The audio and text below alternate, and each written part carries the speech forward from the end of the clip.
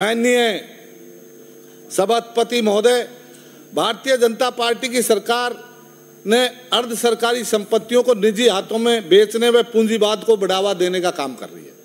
इस बात से साबित होता है, राजनीतिक राजस्थान का भी आपने बड़ा भारी ढिढोरा इस प्रदेश में पीटा, पर राजनीतिक राजस्थान में आप 35 लाख करोड़ का एमओयू की बात करते हैं, जिसमें 28 लाख करोड़ तो आप सोलर पे देना है।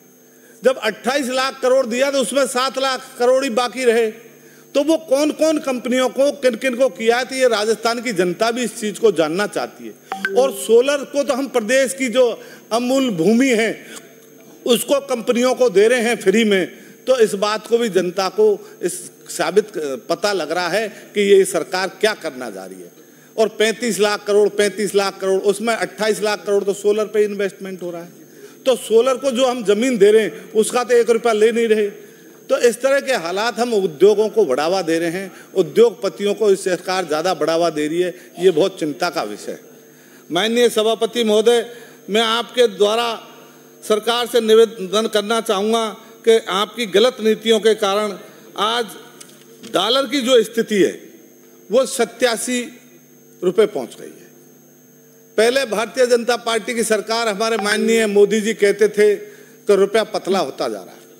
ये बहुत गंभीर विषय है, इस बात को समझना चाहिए कि हमारे देश की आर्थिक स्थिति कितनी कमजोर होती जा रही है। इस बात का आप लोग भी ध्यान दें।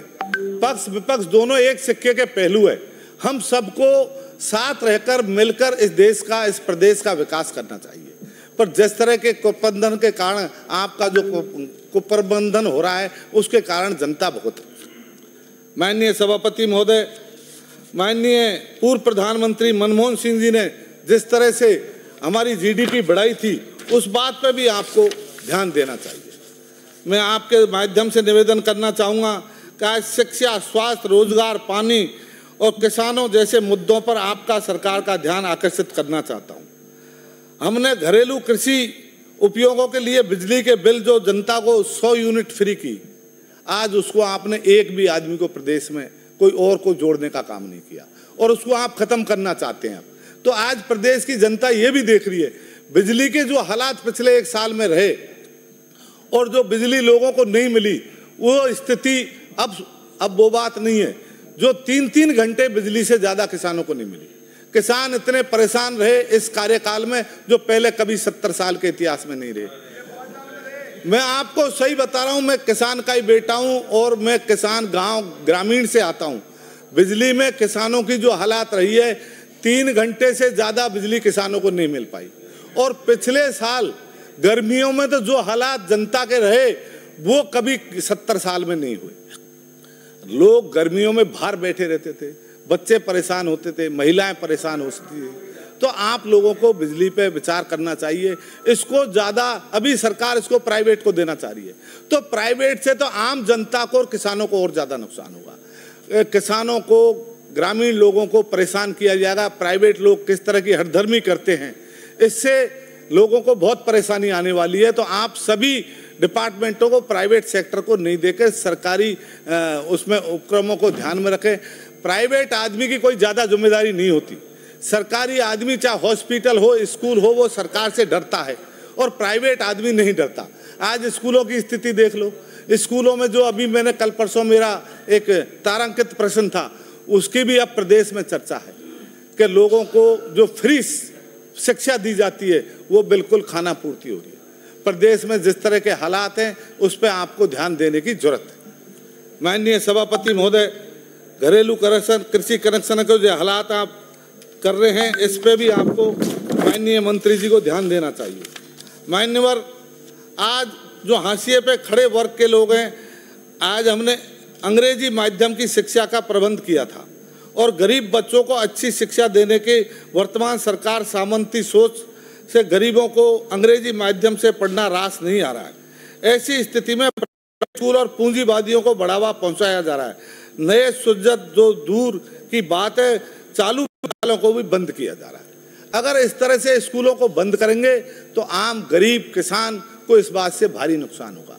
एमएलए, एमपी, मिनिस्टर, आईएएस, आईपीएसओ के बच्चे नहीं पढ़ते सरकारी स्कूलों। सरकारी स्कूलों में वो ग्रामीण गरीब का बच्चा पढ़ता है, और अगर गरीब के बच्चे को आप शिक्षा से वंचित रखना चाहते हैं तो इस बात से साबित होता है कि हम इस प्रदेश को वापस गरीबी में या फिर अशिक्षा में लाना चाहते हैं। अगर सही मायने में गरीब के बच्चों के प्रति अगर आपकी सहानुभूति है तो आप अंग्रेजी माध्यम के स्कूलों को वापस चालू करें, उनमें अध्यापक लगाएं, और गरीब के बच्चे का भी अधिकार है कि वो भी एक इंग्लिश स्कूल में पढ़ने का उसका सपना है, उसको पूरा होने दें, उसको नहीं रोकें। माननीय सभापति महोदय, हमारे प्रदेश में कोई महत्वपूर्ण समस्या कोई है तो वो है पानी की। आज पानी, चाहे पश्चिमी राजस्थान हो चाहे पूर्वी राजस्थान हो, पूरे प्रदेश में पानी की बड़ी समस्या है। जल जीवन मिशन में भी बड़ी वो हुई है, टंकियां बन गई, लाइनें डल गई, पाइपलाइन डल गए, कनेक्शन हो गए, पर एक बूंद पानी उनमें नहीं आ रहा है। तो ऐसी स्थिति में हमको इस पर गंभीरता से विचार करना चाहिए। और मेरा आपके माध्यम से मंत्री जी से निवेदन रहेगा कि जल जीवन मिशन, आज विधायक कोष से भी हम ट्यूबवेल खुदा देते हैं। कोई गांव में भारी समस्या है तो उसका कोई प्रबंध करने वाला नहीं है, उसका कोई बिजली कनेक्शन देने वाला नहीं है, उसके बिजली के पैसे जमा कराने की स्थिति में नहीं है। तो आपके माध्यम से मेरा मंत्री जी से निवेदन रहेगा कि वो ट्यूबवेल को पीएचडी को दी जाए, और जल जीवन मिशन में भी जो भी कार्य हुए उनको भी आप पीएचडी को हैंड ओवर करें। अगर पीएचडी से बात करते हैं तो जल जीवन मिशन वालों का काम है, वो कहते हैं चंबल वालों का काम है, चंबल वाले कहते हैं हमारी जिम्मेदारी नहीं है, पीएचडी वालों की जिम्मेदारी है। तो इस तरह की एक भ्रांति जो है उससे जनता को नुकसान हो रहा है और लोगों को उसका फायदा नहीं मिल पा रहा है। मेरा आपके माध्यम से निवेदन रहेगा श्री मनोज कुमार, वैक्सीन की जो बात है, ये वैक्सीन से पूरे प्रदेश में आपका समय है, आपने हार्ट अटैक की बीमारियां हो रही है। आज नए नए बच्चों में इस तरह के हार्ट अटैक आ रहे हैं, रोज गांव में सुनने को मिल रहा है। और जो हमारी नई जनरेशन आ रही है, उन नई जनरेशनों में भी इस तरह की बीमारी पैदा हो रही है। तो ये वैक्सीन का असर है, इस पे भी सरकार को ध्यान देना चाहिए। नकली वैक्सीन लगने से प्रदेश में जिस तरह के हालात पैदा हो रहे हैं, और उससे माननीय सभापति महोदय, आपने मुझे महामहिम राज्यपाल के अभिभाषण पर बोलने का अवसर दिया, इसके लिए आपका बहुत बहुत आभार। माननीय सभापति महोदय, लंबे समय से महामहिम राज्यपाल के अभिभाषण पर